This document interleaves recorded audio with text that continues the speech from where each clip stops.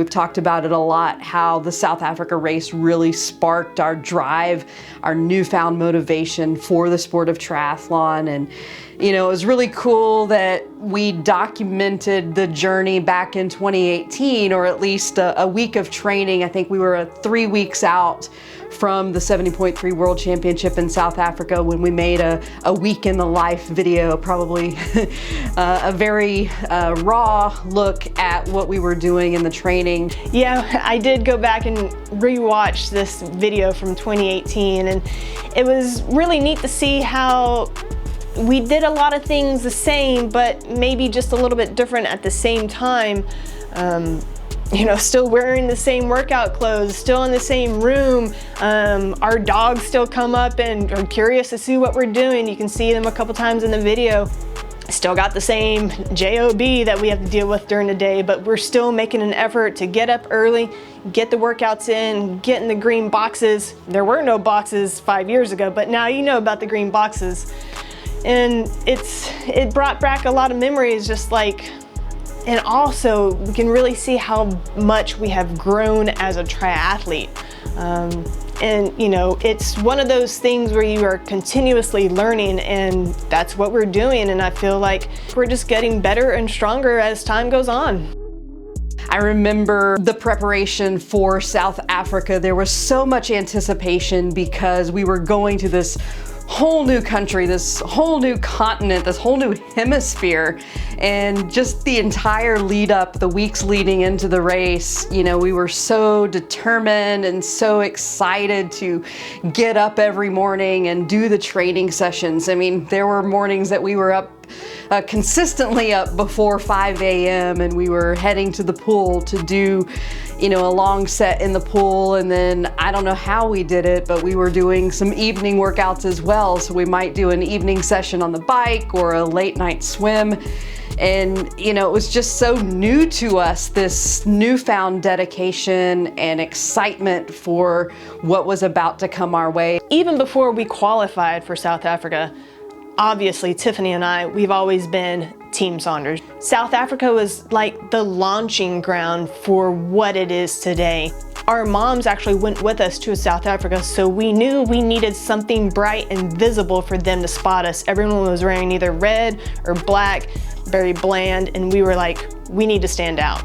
We found Jack Rue. They did custom kits, and with a very, very fast turnaround, we designed our first rendition of our kit. You see this on this video, and here we are today, still with Jack Rue, still loving it, still feels amazing on our third rendition, and let me tell you that it just gets better with each go. Really amazing to see how Team Saunders Tri has grown. We never in a million years really thought it would be coming to this.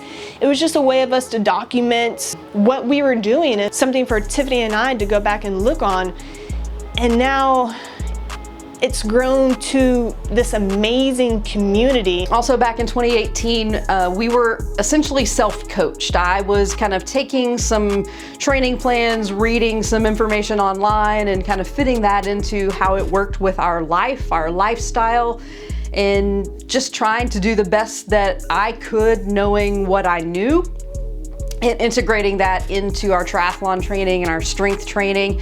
And I think for the most part, I did pretty good. Of course, we've learned a lot in the last 5 years, and we've become better triathletes in training smarter. But there's still things that we do relative to 2018. I've gone back to the strength program that we did 5 years ago, and I've really seen that that's been key to having success in the training sessions. Back in 2018, Tiffany was our coach, but now we are actually coached, and it's great to see that pressure lifted off of Tiffany's shoulders. So now all we have to do is just follow the plan and do what is prescribed, and it makes things a whole lot easier. Also, riding on Smart Trainer is a whole lot more enjoyable back then when we were on the dumb trainers, where we had to really stay focused and be on top of our gear switching. And now we're just on Zwift and just plug and play pretty much. Just let it do all the work for us. We just have to pedal the pedal the strokes. Back in 2018, we didn't even own full sleeve wetsuits, and we were gonna go swim in the Indian Ocean knowing that it was probably gonna be, I don't know, 57, 58 degrees, which it actually ended up being on race day. So we definitely opted for the full sleeve wetsuits. We rented wetsuits from wetsuitrental.com. I don't even know if that business is still around, but that was you know, it was part of the fun of it, is getting these wetsuits that showed up on our doorstep, trying them on for the first time. You know, sleeveless wetsuits a little easier to get on, a little more freedom. So we had to experience trying on a full sleeve wetsuit and practicing in a full sleeve wetsuit because we were gonna have to do that on race day.